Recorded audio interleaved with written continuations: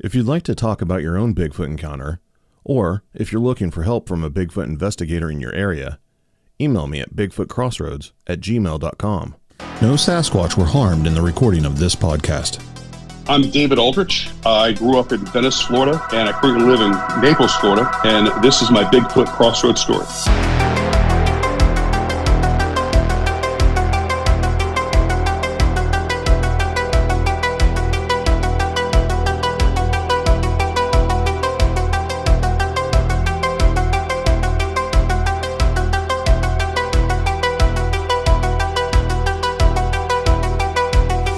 David, thanks for joining me, man. I am so excited for this episode. Well, thank you very much. I appreciate it. I appreciate you guys reaching out to me. Yeah, absolutely. I've got a friend, Chelsea, who helps me find guests for the show. She also does amazing artwork, which you may have seen on some of my merchandise if you've gone to bigfootcrossroads.com. And if you haven't, at least go and check it out, if nothing else. She found you, and she was like, you got to talk to this guy. You got to talk to this guy. And so I reached out to you, and you told me an absolutely remarkable story. Well, it was. And I want to say thank you to Chelsea. She was been so pleasant to work with, and to kind of qualify me and qualify this, the sighting and so forth. And very pleasure to work with. I just wanted to pass that on. Oh, yes, absolutely. I can't thank her enough for what she does for me. She puts up with me in my best and worst states, we'll say. So you're in Florida native? No, but pretty much. I moved down to upstate New York in 73. I was 4 years old. So I've been down here. I'm 53 now. So I've been down here most of my life, and grew up on a farm in Venice, Florida. Been outside, done a lot of hiking down here. A lot of boating, a lot of freshwater stuff, a lot of saltwater stuff. Love nature. I absolutely love nature. Spent a lot of time outside here, also in North Carolina as a kid. And I'm very comfortable in the outdoors. So I'm very familiar with the Florida wildlife extensively. And I don't spook easily in the woods. It takes a lot to spook me. So I was in grad school. I finished college. I took a semester off and did a lot of diving. I was a dive master. So I live on the west coast of Florida, and I drive over to the east coast all the time. My girlfriend at the time was at the University of Miami. So I found myself driving over there quite a bit. So it was November of 92. And I did a lot of, I helped my family with their, we have a horse show facility in Venice, and I was helping it late at night. So I wouldn't be able to get on the road until 9 o'clock at night sometimes to finally get out of town. So I was heading out of town late. And I had two sightings where they were on 75. And it's hard for me to explain it today as what it looked like then, because what it looks like today is much different. They've expanded the interstate. You don't have the big green medians as you did before. Now you have a fence, or what you call it, a barrier that goes the middle of them to prevent you from crossing the lane, stuff like that. So you don't get the same feeling when you're sitting there looking at where I was with these incidences. So the first one was in November of 92. I was getting on at what at the time was old exit 35, which is now exit 193 in Venice. And so when you get on the road, I was going southbound. To the right of me, there was a field, and I knew the field very well. I used to horseback in that field as a kid. And none of this is there now. Now it's all hotels and stuff. It's all grown up. You don't get the feeling, because back in the day, there was almost nothing there. So I was getting on the interstate, and I was looking back on my left shoulder. And when I came back, looking back on, I was getting on the interstate. It was only 2 lanes wide. So you had to be careful for the traffic. There was really no merge lane at the time. So you always had to be real careful getting on the interstate. So I was coming back, looking over. I had the first lane was free. I was getting over. There was a car in the second lane behind me, a little ways that was coming. I could see the headlights. So I look back over, and what I see is something goes across the front of my car. and I thought for a second that I had hit somebody, and it was very quick.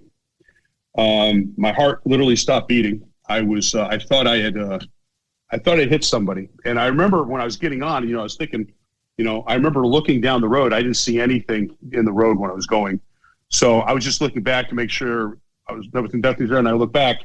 So whatever came across that road, crossed that road very quickly, and then did not anticipate my car coming on the on-ramp, and went across from the driver's side to the passenger side, across my hood. So I gave you some details on that, and it's something that it just kind of locked in my mind of what happened. I thought it was a person at first, but it wasn't a person. You could see it. It was a substantial being, like I'm 245 pounds. This was a solid. What hit my car was solid, and when it leaped across the road, it put its right hand on my hood. I was in the Ford Thunderbird Super Coupe, so I was very low to the ground. It put its right hand, and it went across my headlights. So the hand went on to my front hood towards the passenger side. The left foot was up over the headlamp. The left foot and calf got hit by my bumper on the passenger side. And at the impact, it was a guttural growl that I'll never forget. I had my windows down at the time getting on the interstate, and it was so guttural that it was like hitting a bear, if you wanted to think of that. It was just the biggest, deepest growl I had ever experienced. And I had never experienced anything like this before. But when this thing went across my hood, you could see the hair. The hair moved together. It was pretty long. It was a reddish color, and I called it khaki to you. And it was almost, as it moved, it was like a tan to a red hint to it. But what distinctly looked at me when I'm looking at this, the right arm, and you could see the calf when it was going across, the muscles were so defined. I can't emphasize this enough. When you see a bodybuilder and you can see their, or if you just look at a gorilla, and you look at the muscle definition on an animal like that, and you can see it's three-dimensional and everything. That's exactly what I saw. And the shoulder, the right arm, as this went across, and the right leg, the buttocks, it was all hair, but you could see the muscle tone, and it was so profound how it stuck out. I'll never forget that. That was so unique of this. So at this point, my heart stopped. I thought I hit somebody. I pulled my car over immediately. I had a dive light. I had a 500,000 candlelight, I guess, dive light, Pelican dive light behind me. Pulled it out and lit up the road behind me, the grass embankment, all the way down to the fence at the interstate, and then into the cow pasture. And there was a tree out there. It's called a Brazilian pepper. And it would be kind of like your rhododendron. Okay, it's a very thick, it's a very invasive. They'll go from nothing to a mess in about a year. So we try to get rid of them. But the reason I'm bringing this up is because when I lit everything up with that, I mean, it could have been more than 10 seconds for me to pull my car over and get out, because I thought I don't know what I was going to see. I was kind of expecting to see a person on the side of the road, but there was nothing there. There was no one there.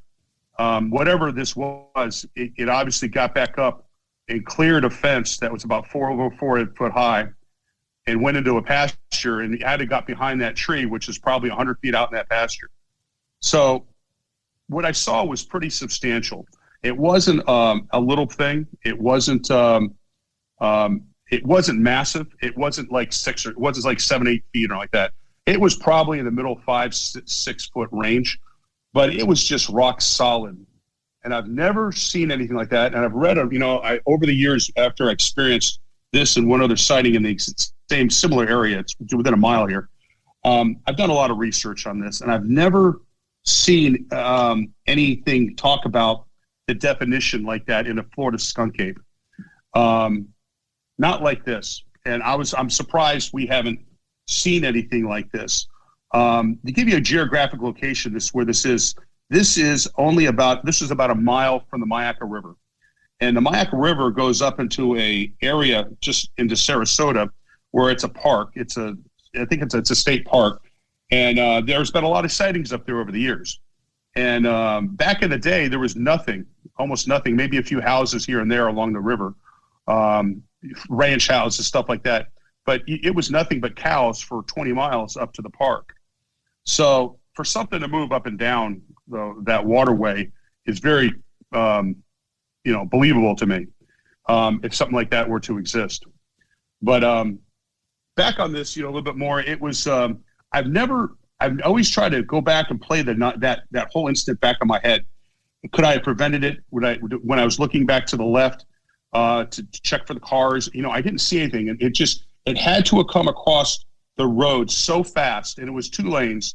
So it had to just almost leap across the lanes, because when it got to me, it definitely wasn't planning on my car going towards the left, because obviously I cut it off and it misjudged my car. And so when I was moving into it, and that's why I think I hit the left leg on my bumper. Now, later on, when I got to where I was going in Miami, I looked at my car, I didn't see anything. The next morning, I looked at my car, and there was I couldn't find any prints or anything like that, but my hood was dented in a little bit where the hand had gone on it, and there was a small crack in my bumper, and I had the plastic Thunderbird bumper. It had SC in the front, and I had never hit anything with it. And I had just the hairline crack in the thing. So obviously, when it hit it, it was a substantial. I could feel the resistance on the car.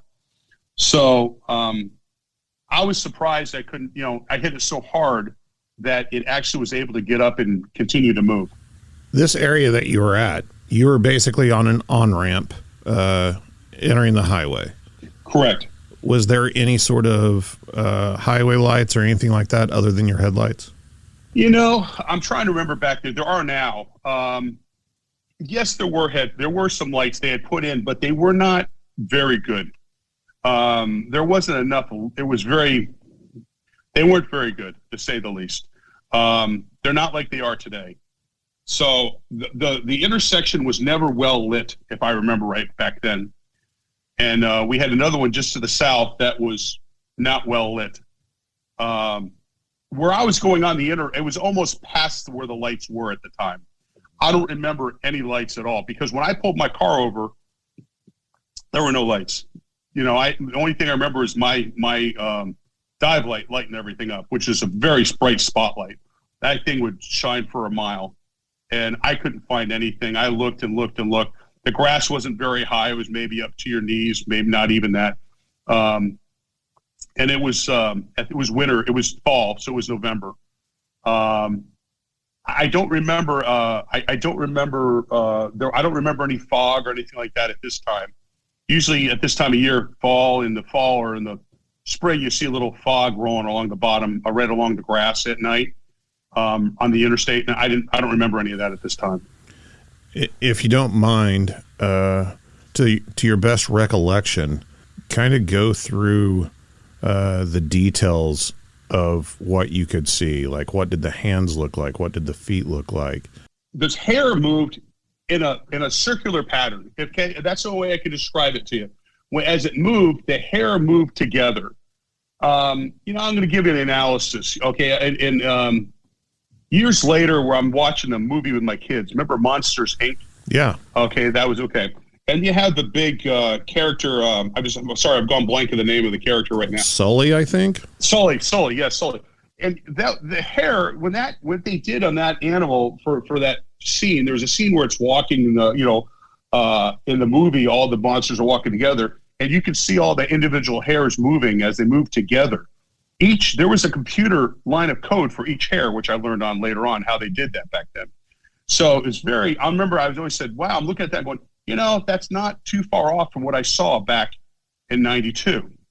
And the hair, when it went across my car, if you had a ghillie suit or something like that, it doesn't move like this. If you had a bear, if you had anything with any sort of hair on it, I'll use a buffalo for example. And I've sheared sheep, I've done all that.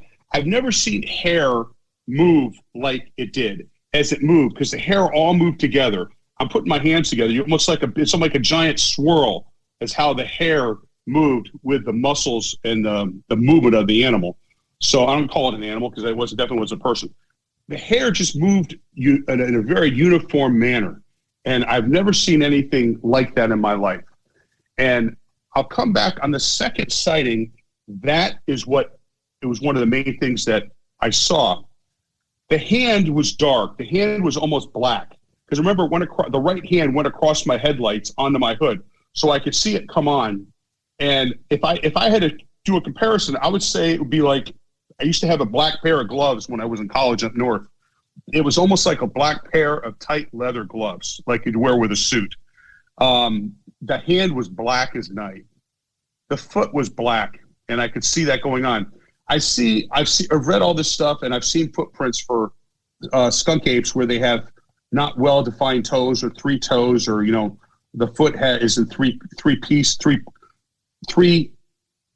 I'll call it three toes, left to right. This looked more human to me in the foot, and because I could see the toes on the side as it went across, and I saw the side of the foot, and I could see the hair moving past the foot on the calf.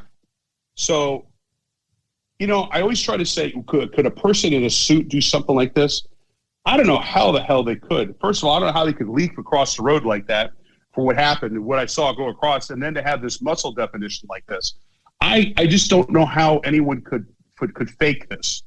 And that's what really threw me off. I could see the side of the head, but it was hair. So I can't tell you, I didn't see any facial features or an ear or anything like that. I couldn't see it. And remember, this was so damn fast, but the guttural growl, that's the only way I could describe it. It was just, it was something like I've never experienced before in my life. It was so guttural and deep that you could feel it inside the car. Now I had my windows down, but you could feel it. It wasn't like a little echo outside. It was almost like it was inside the car. That's how deep this was. And that scared me, because I thought if I thought I hit somebody, I might have collapsed their lungs or something like that, because the impact was so damn hard on my car. And to see this person leap like this, I come back to khaki, because when the color khaki, it was red, but it was, when I first saw it, when the headlights, it was more of a khaki color as it moved from left to right. And you could see it as the hair moved and swirled. You could see a kind of like a pinkish hint, reddish hint to it. And it changed. And very different than anything I've ever seen before. Like the color of the hair changed as the angle of the light? As the angle changed, it looked like the hair changed. Because when I first hit my headlights, it was more of a khaki tan color. I was in a military school, and we used to wear khakis, and then our khakis were like a light colored khaki. And then when we went over on the ships, the true sailors would have khakis that are really a dark, rich khaki color, really dark.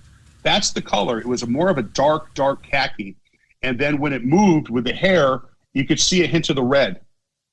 And it wasn't. I always try to say, how would you fake it? How could you fake it? I don't know how you could fake it, because I think the hair probably had red towards the tips, and it was more of a tan towards the animal itself. So I can't. I'm trying to get my head around this. How this transpired and went across my car.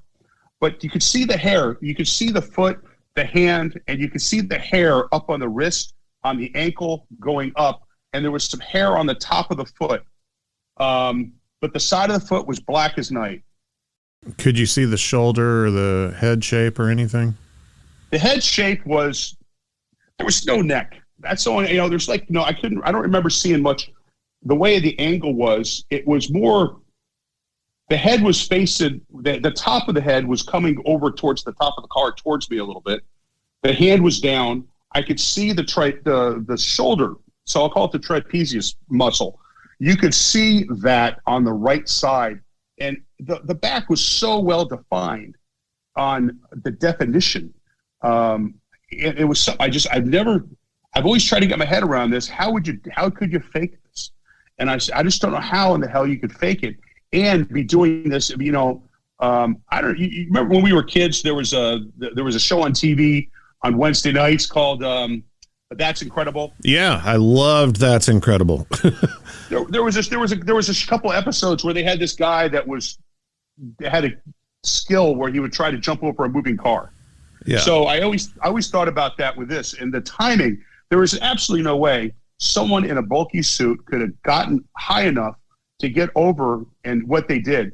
And I just don't know how this thing disappeared so damn fast.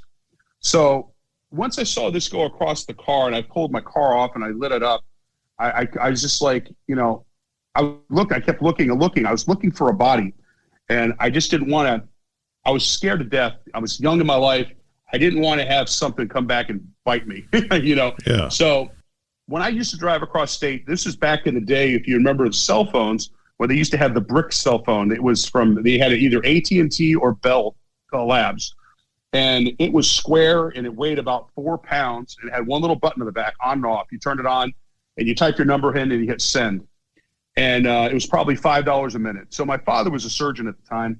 And I used to he let me carry it when I used to drive across the state at night in case I ever had a problem. So I remember back then they just started the Star FHP because the cell phones had only been out for 7-8 years really at that time. Before that, it was the real big bricks. Almost everyone at the time was built into your car. You didn't have one that was portable. They just weren't popular. So cell phone probably cost $3,000 back then. And I made a phone call to Florida Highway Patrol. And this is what really kind of scared me after this call. There's a lady answered the phone, very polite. She calmed me down. I told her what had happened. I said, I think I hit somebody. And I went through the details with her. And I said, this person is either, I don't know what it was. I said, I don't think it was a person, but went from left to right. I said, I saw the hand. I saw the foot. I saw everything. I said, I think I hit them. Or there was a big growl, and I said, I think they had to have been injured. And she said, where are you? I said, well, I'm back in my car. She asked, are you armed? I said, no, I'm not armed. And she said, okay, are your doors locked? I said, yes, my doors are locked. And she said, okay. She said, I don't want you to get out of your car again. She said, she said, you did the right thing to call me. She said, I have it all recorded. I have your name. I have everything. And I'll put this in the record here in case we have anything come back that we know how to contact you. But she said, I'm willing to bet, sir, that you did not hit a person. She said, I've received a lot of phone calls. And she said, how far are you from River Road? I said, well, it's the next exit. It's right down here. I said, that's the Inglewood River Road exit. And I said, that's within a mile. It's right next to the river. And she said, I receive multiple calls every month in this general area and of sightings of things being seen running across the road. You're the first person I ever talked to that had hit something like this. She said, but I'm willing to bet it's not a person. What you saw is, I can't tell you what you saw, but it's not a person.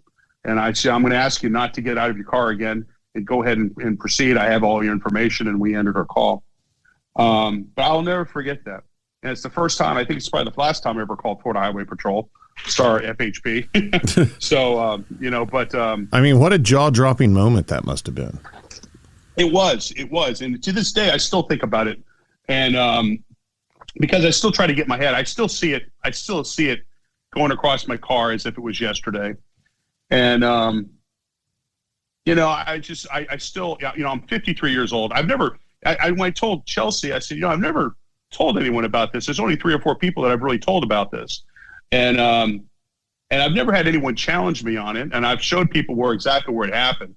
And I did some research. I've talked to some old timers in that area. And people I've talked to have never had a sighting like this, but they said, it's been said in that River Road area, which River Road goes right next to the Myakka, and then Myakka goes all the way up to the park. People have had a lot of sightings over the years. And you and I spoke, or Chelsea and I spoke about the one sighting that from the Sarasota Sheriff's Department, that the picture that was turned in years ago. The Myakka skunk ape photo. That's the one. It did look nothing like that. To me, that looks like an orangutan. But and I've never experienced. What I saw, that was not what I saw. What I saw was more human shape, but very defined. That's a very big animal that's in that picture. What I hit was not that big. It was probably 6 foot max. But remember, it was running at the time, so I can't tell you exactly the height or anything like that. But I can tell you, it was almost like I've never seen a sprinter jump anything like that. That was so muscular than what I saw and what went across my car. Yeah, I mean, very. It's kind of changed. That scared me to death because I thought it probably took 100 miles before my heart slowed down because I was still so pumped up after what happened because I can't put my mind around it. I know what I saw, and I'm a very reasonable person. I'm a very scientific how I think, and I cannot get my head around that. I was going to ask, how far is like the closest town or whatever, anywhere where people live? Oh, back then there weren't a lot of houses and stuff that in the area. So you're probably talking about 1/8 of a mile, 1/4 of a mile. I mean, it wasn't that far. You had a few here and there. But at the time, that whole interchange was not built out. There was nothing. There was no McDonald's. There's nothing like that there, if I remember right. That didn't happen until a little later on. Sarasota County would not issue permits for down there, what I understand, for the sewer to go through. So that interchange didn't get developed until very late in the history of Sarasota County. I mean, so just trying to put myself in your position for a minute, hitting something like that. I mean, even, if you hit an animal running across the road, it's a shock. Absolutely. So thinking, trying to process what it was, it is moving and has characteristics of a person. Yes. But you're out in the middle of, nowhere in the middle of the night. What are the odds of a person being out there? And people don't disappear after they get hit by a car. Exactly. And it's hard for someone to sit there today with because you can see houses and commercial houses, commercial buildings all over the place today. So you don't have the same feeling. The road is now 3 lanes with a shoulder. So you don't have the same feeling. And I think about it every time I get on, and I'm there with Venice all the time. I can't get that out of my head, and I still think about that, trying to reason with it, and I can't reason with it. And the second sighting that happened to me just a few months later, about a mile down the road, closer to the river, is what sold it for me, and it is what made me an absolute believer after this. Let's move on to that sighting. Go ahead and talk about, how that all happened and your mental process. Well, late March, late February of '93. So it was really the same winter season. Okay, so we talked about this last one was like November, so this would have been winter, spring. Okay, so and this was, remember, I got on I talked about it was old exit 35. As you went south, they decreased. It was exit 34, so it was down towards that way, and it was close to the river.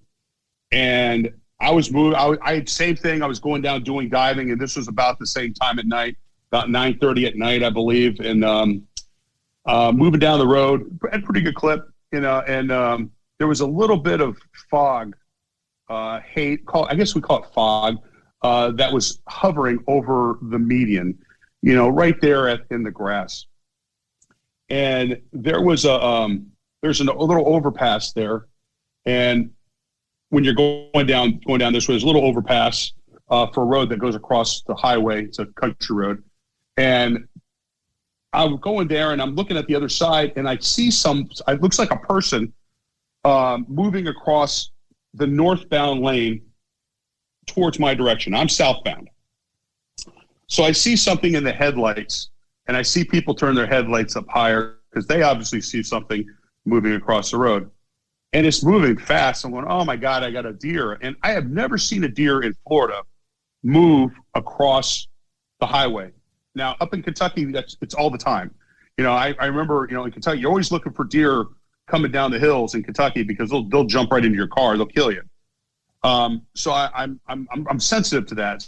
So I had experience with that up in Kentucky a couple years prior. So when I saw this moving from left to right, now I'm southbound. It's 2 lanes over there, probably about 100-foot median of grass, and then my 2 lanes. As this was moving across, and then I braked, put my brights on. There was a white station wagon to my right. He broke as well. He started to brake, and he put his brights on as well. And I'm sitting there, and I'm looking. I'm going, and then it starts to come across the median, and it's running, and it's not a deer, it's not a bear, it's nothing like I've ever seen. It looks like a person moving at very high speed, and then when I get a little closer to it, I'm probably about headlight wise, I'm probably about a three quarters of a football field away, so not very far at this point. Probably braking about 45 miles per hour on the interstate. And remember back then, I think we were like 65 for the top speed or something like that. So we were both braking because he saw it and I saw it.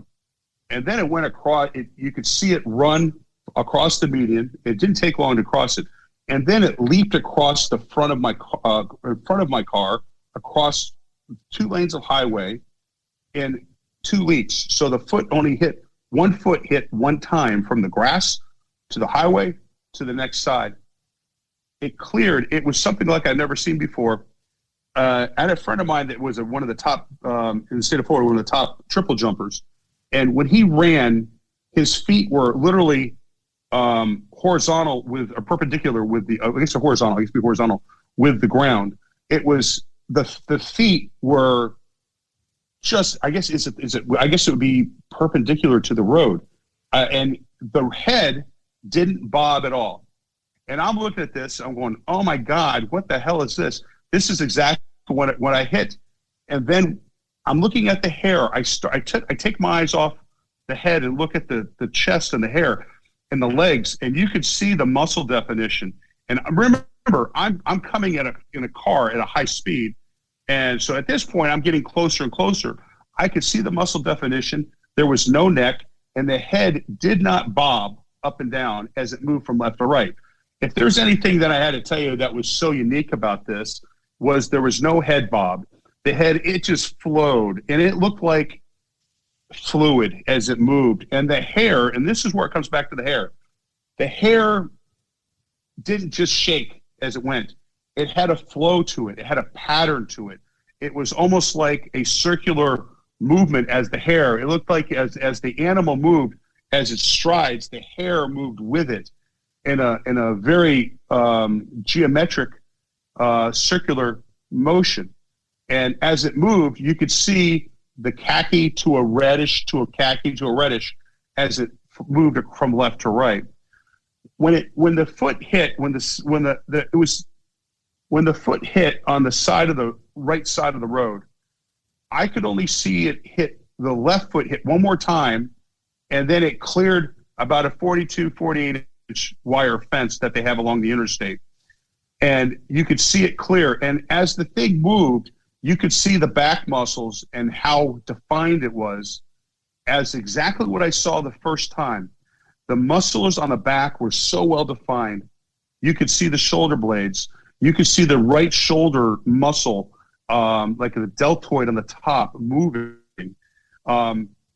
If someone were to try to duplicate this with a costume, first of all, I don't know how the hell they could move like they did. And it was almost like you couldn't duplicate the movement. The movement was beautiful. It flowed, and it was just, it looked like it was in control. It knew what it was doing.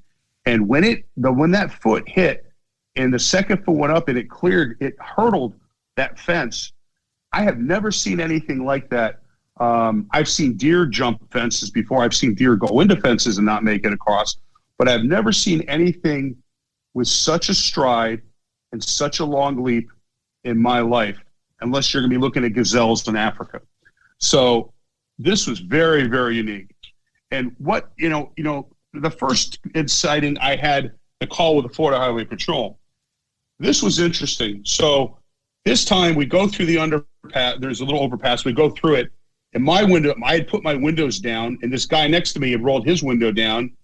And he looks at me and he said, "That wasn't an effing bear. That wasn't an effing deer.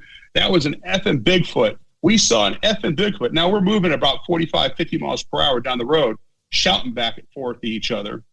So he saw it, I saw it, and we both know what we saw. That was kind of a confirmation for me, just saying like, hey, I just pinched myself. What I saw, I did see. It's not just me. But both of those were within a mile of each other on the interstate back in the same period of time, 92, 93. How far away was it during the second one? Probably at the very end, it was probably, as it was leaping over the fence, it was probably just a few yards in front of my vehicle, obviously off the side of the road to the right, because I was moving forward. Right. So to give you an idea, so when I was approaching it, when it was right in front of me, I would say I was, 40 yards maybe, but remember I'm moving pretty fast. Yeah. So for that thing to move from the left lane, right foot to hit the ground, clear the right lane, and then clear, and it wasn't that far from I've gone back and looked at it again. It's not that far. It's maybe 40 feet from the road to the fence. So, but I don't remember the foot hitting another time. The thing, it had to have, but the way the strides were and it cleared, I've never seen anything clear so many horizontal feet in a stride ever in my life. Not any type of animal. I mean, we know that the road has to be 16 feet wide, right, for two lanes. So, that's at least an 8-foot stride. And whenever researchers, it's common to see trackways with like about a 5-foot stride. And I mean, a human can't really duplicate that unless you're a very tall human and running and leaping. It's not a normal thing. It's not a normal gait for a human. And now you're talking about an even larger gait than that. Think about this. When a person runs and you see them running, you see the legs going left and right, left, right, left, right, right, moving back and forth. This did not take a lot of strides to get from point A to point B. They were very big strides, and they glide. It almost, when each glide, you could see both the feet at one point were not touching the ground. So it was just flowing through the air. I've never, I was always trying to get my head around that one too, because it was such a large area that it covered in such a short period of time. There's, the only other time I've ever seen on TV, there was a sighting in Washington, and you probably know what I'm talking about. Family looking up the hill, where there was a sighting where the animal moved from left to right, and it cleared a very large area of ground in such a short period of time before it went back into the tree line. It's a famous sighting. I'm pretty sure it's either Oregon or Washington State, and you see it referenced all the time on TV for stuff. That is the only thing I could say I've ever seen even made me think about this a little bit, of how fast it moved. Because if you put a person to it, if you were to put it in a person's body, you could not make the legs move fast enough. And here's something else. The arms did not move with the legs. The arms were not moving at the same speed of the legs. The arms were swinging much slower. And when a person's sprinting or something like that, they're pumping their arms. There was no arm pumping. It was a sway. It was a much different movement than I could ever imagine a person trying to duplicate. So the movements were completely different than what looks like a person running. Absolutely. Absolutely. The only thing I could say compare it to for the legs would be if you look at someone doing a triple jump, that's pretty damn close to what I'm talking about, an Olympic triple jumper. But someone, when they're running, they pump their arms. The legs were pumped. The arms weren't pumping. They were swaying.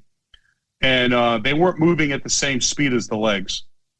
And I recognized that very quickly when I was right in front of my car. And that's what it made me said, this is not a person. I mean, I think that's a very important point, because whenever people hear these stories and they hear people, describing what they saw, it's just natural for us to picture a big, tall, hairy thing moving like a human.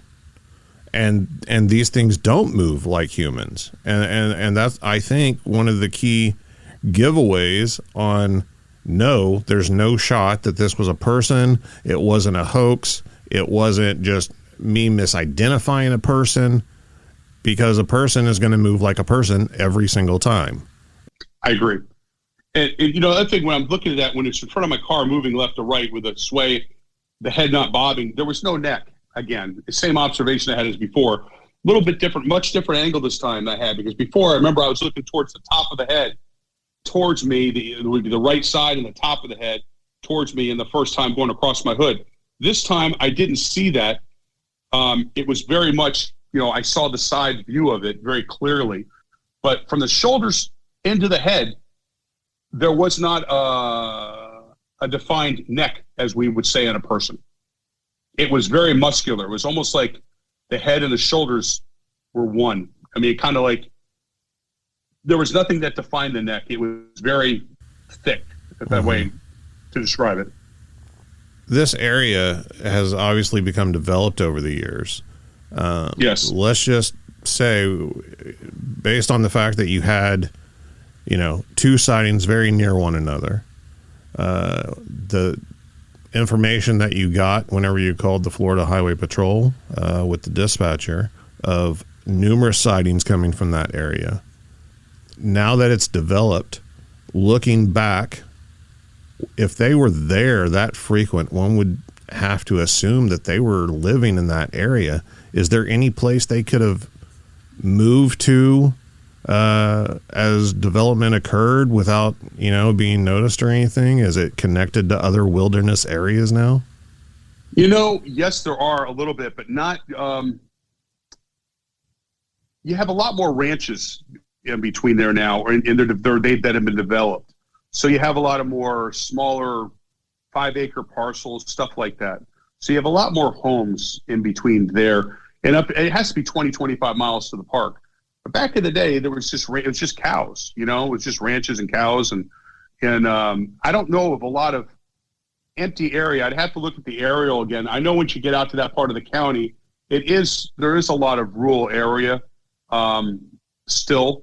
But when you get towards that park, that's the only place I can see that is something being in that park. And they've had a lot of sightings up there. And the sightings that I've seen, I'm going to say I've seen 2 pictures from the sightings, and you've probably seen them too. They're very well documented. They're not too far out of what I saw. A few people have been up there doing some research and stuff like that. I've never gone out and researched. I've kind of remained under the rock, for all these years. I'm a very low key person. I never wanted recognition or anything like that. I just never saw it as that. It made me a believer. And we have so much skepticism out there, and including myself. I never wanted to be thrown into that category, but over the years I regret not going and researching a little bit more and interviewing some people and asking if they had seen anything. The people the old timers talked about it. They said they had been sightings and stuff like that over the years, especially around the cow pastures and stuff like that. Most of those pastures are gone now. They have housing developments going in there for a few miles each direction. But once you get further to the north, it's wide open for miles. it's still cows. So who knows? You could definitely have something, moving out there. It wouldn't surprise me.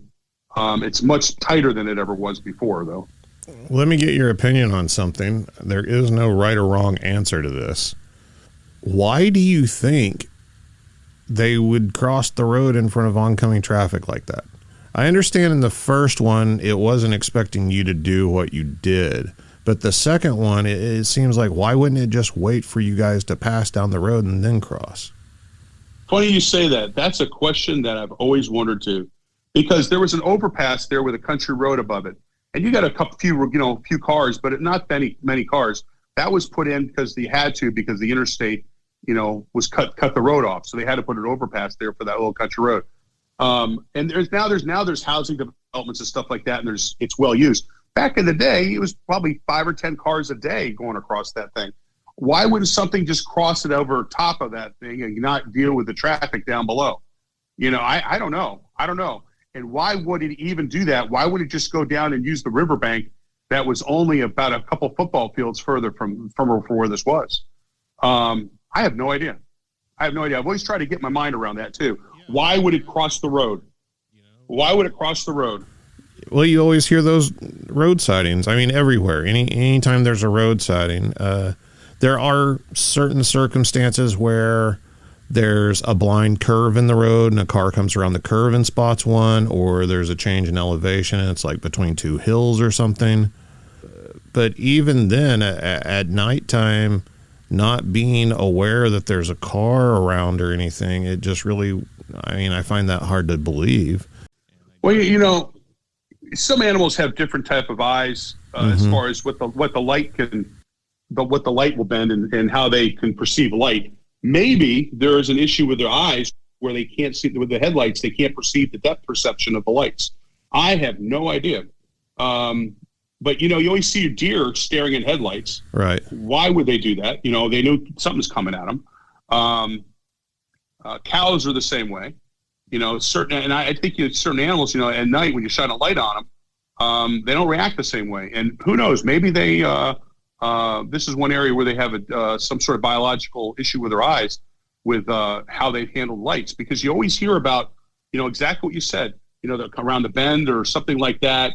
They're jumping in front of a headlight or something like that. Why would they do that? I have no idea. Yeah, I know that we've gotten some interesting results using spotlights out in the field, and they don't seem to like them too much. There's lots of reports of them turning their bodies away from flashlights and spotlights, or holding their arm up to protect their eyes.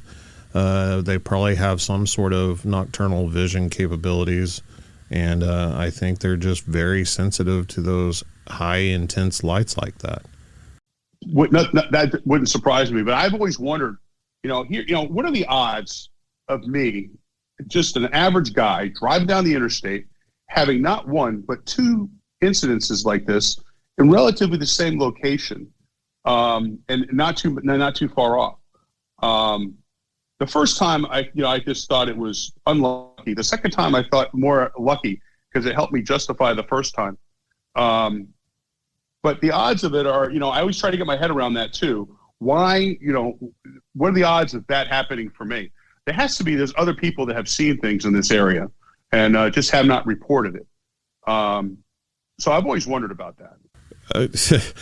You and me both, brother. My first sighting that I had a second one the same night, about 30 yards away from the first one. I didn't really talk about it. Whenever I first reported my sighting on the internet, I actually reported it to it was BigfootEncounters.com. The website's still there. The owner passed away. Her name was Bobby Short. Great lady, did lots of work, lots of archiving articles and sighting reports. And I mentioned it there, but after that, I didn't really talk about it that much. And then it was only a short time after that that I was with a group of people, and we saw one down in Texas. So then there was a third sighting. Well, at that point in my research career, I'm on thin ice, because I'm a skeptical thinker just like everybody else. And if somebody's telling me, like every time they go out, they have a sighting, are you serious? Like, of course not. They're lying. But I know it happened to me. I know that there are more of these things out there than people realize. I think people have a lot more sightings than people realize. And I think that area of Florida that you're talking about, where you had those 2 sightings in a short amount of time, is more evidence supporting that. I'd agree with that. I've always tried to figure out, where would they live in this area? And, back in the day, it was wooded. There was a lot of possibilities. We don't have any caves like that or anything like this in this part of Florida. Every now and then you'll find something, a cave in the ground out in the Everglades that is, salt, what do you call it? Sandstone that may have something that's worn out over the years and something can get into it a little bit. We don't have anything like that up there. It's all palmettos. It's all scrub pine and stuff like that. So it's definitely out in the open. It's just like, we have bears, deer, and everything else. They live out in the open there. That's the only way I can see it living up there.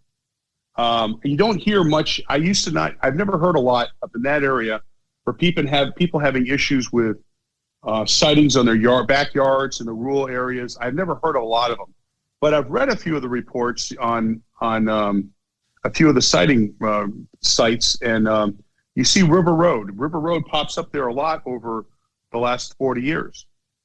I wonder if it's something about that specific region that draws them or keeps them there. If you just follow the river up to, the river's not very wide. The river's only about, 20 to 40 feet wide. It's not very wide. With serious alligators. Serious alligators. So, we're talking big alligators, and they're all over the place. So when you get up to, you have the Myakka State Park up there. It's a lot of alligators up there. So whatever lives up there, obviously they're very accustomed to, what all the dangers are, the same dangers we know of. We got a lot of snakes. We got everything down this area. This is old Florida. That river is, if you had to follow it, because I just know there's been a lot of sightings up in the Sarasota area in that park over the years, and they're all well documented, and you see them on TV regularly. I just wonder if, they use that river to move back and forth. Well, we had the hurricane, the river came up, and you've never heard of any sightings or anything like that. I haven't heard of a sighting for several years now in this area, but I know they have to be there. Where would they go? Right.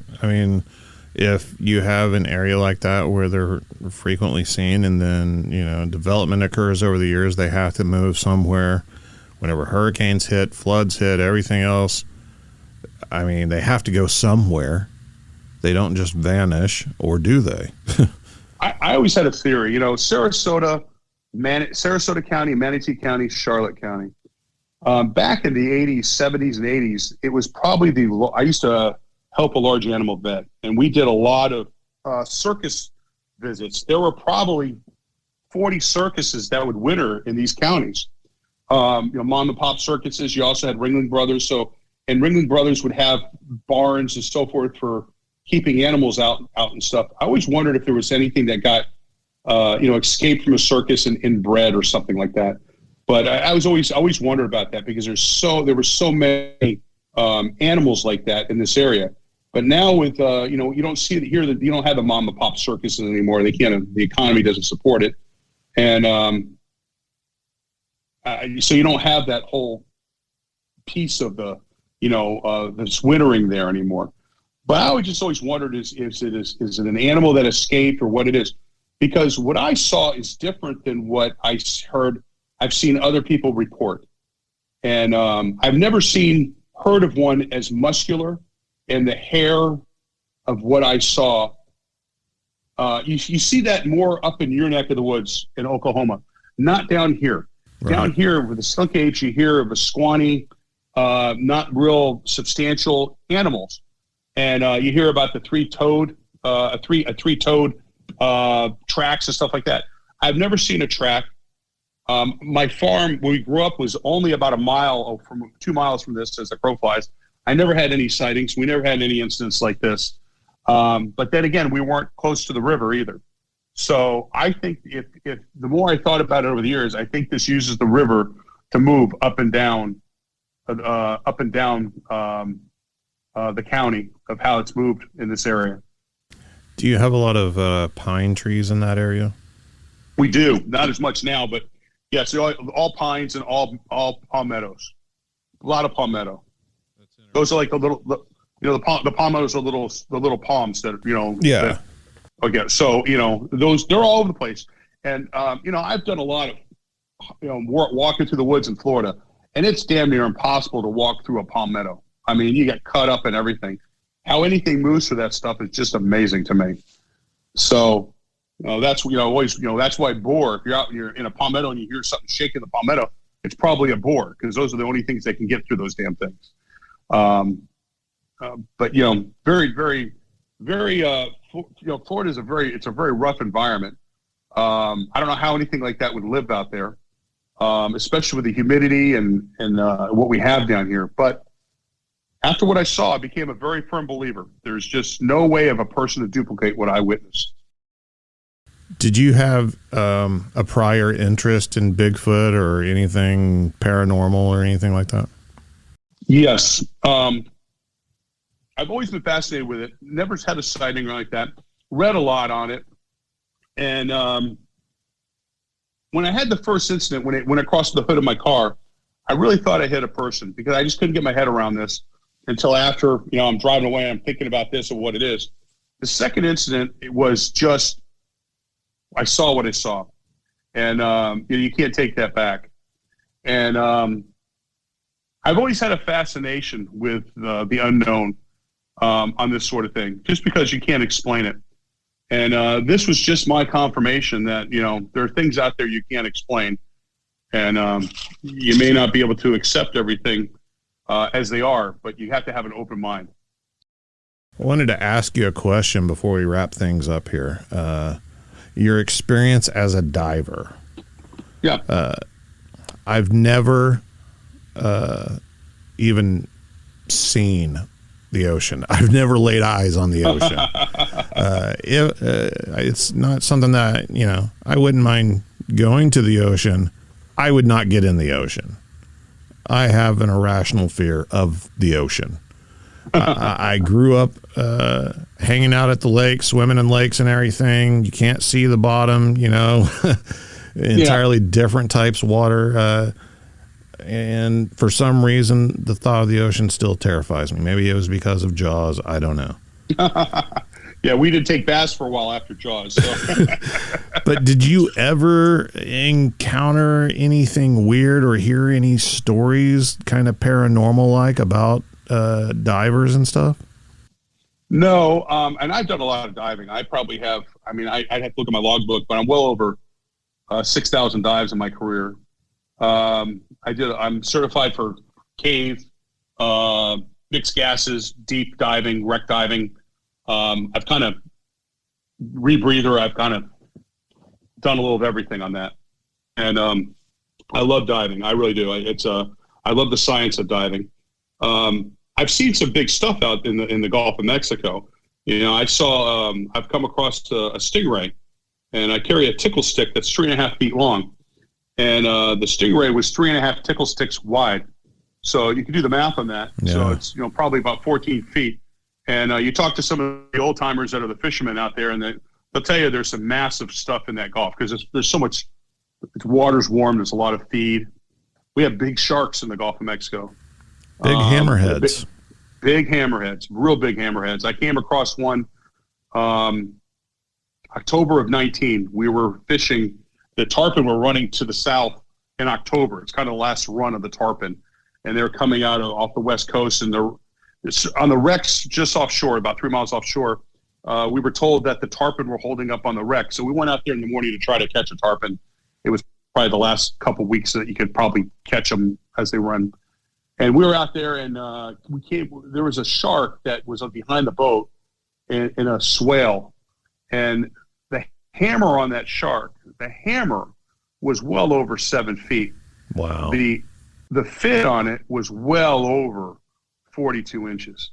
So, we have some big hammerheads. That hammerhead was well over 20 feet. And they talk about there's a shark called Old Hitler. I saw it when I was a kid, but the dorsal fin was tilted way over. And I was with an old fisherman. He said he had seen the shark for years. He said when the dorsal fins start to tip over on a big shark, they're on their way out. They're not going to be around much longer. But you always hear about there's an Old Hitler on the other coast. You hear about there's a couple big hammerheads in the Keys, and they move up and down the coast and they follow the tarpon. The tarpon are a sports fish, and they're very substantial. If you Google on YouTube and you Google tarpon attack in the Florida Keys for tarpon, you'll see some vicious attacks of tarpon. Amazing how these hammerheads move. But there are some massive hammerheads out there, and people don't realize how big the sharks are in the Gulf. I came across a nurse shark when I was younger off of Venice, and that was all of 20 feet. The eyes on it were, if you were to take a softball and cut it in half, that was the size of the blue eyes on this thing. Oh, a nurse shark? Nurse shark sitting on the bottom. Jeez.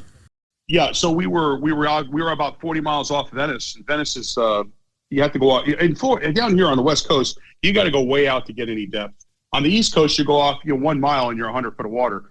Here, we got to go out 30 miles to 100 foot of water in some places. So we were out there and we're fishing a ledge. We're diving on a ledge, and we go down there, and I was told the two guys I was with. They dove it the week before, and they said they came across this giant nurse shark. He says, "You got to see this, Dave, if it's there." So we went down there, and all of a sudden we go over this ledge and we go down, and there it is. I mean, 3 grown men putting their arms together, making a circle, couldn't get around the girth of this thing.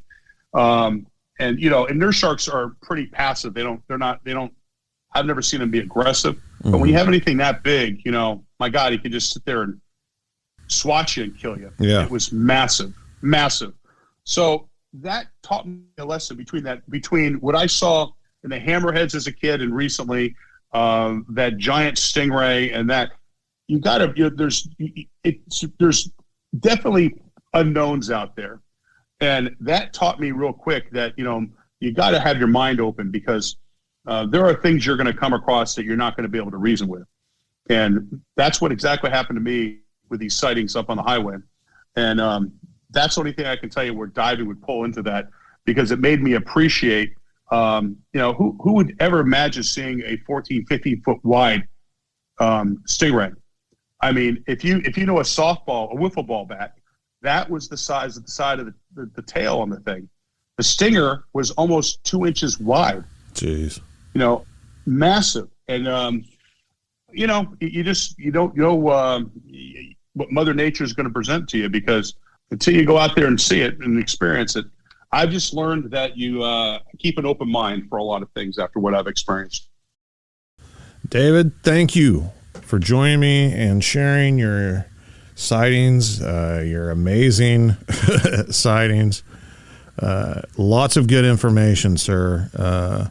I know there's people out there listening who have had their own encounters and are trying to come to grips with these things existing. And I think you are helping in that arena, sir. So I do appreciate it. Well, I appreciate your time, and thank you very much for the opportunity to tell the story. Absolutely. If you want to come on the show and share your own story, shoot me an email, bigfootcrossroads@gmail.com. Check out the website, bigfootcrossroads.com. You can find links to the social media, the merch store, episodes, everything you need. I even have a hotline. You can call it and record your own sighting story and let me know if you want me to get back with you, and we'll hook it up. And until next time, remember, there's something in the woods.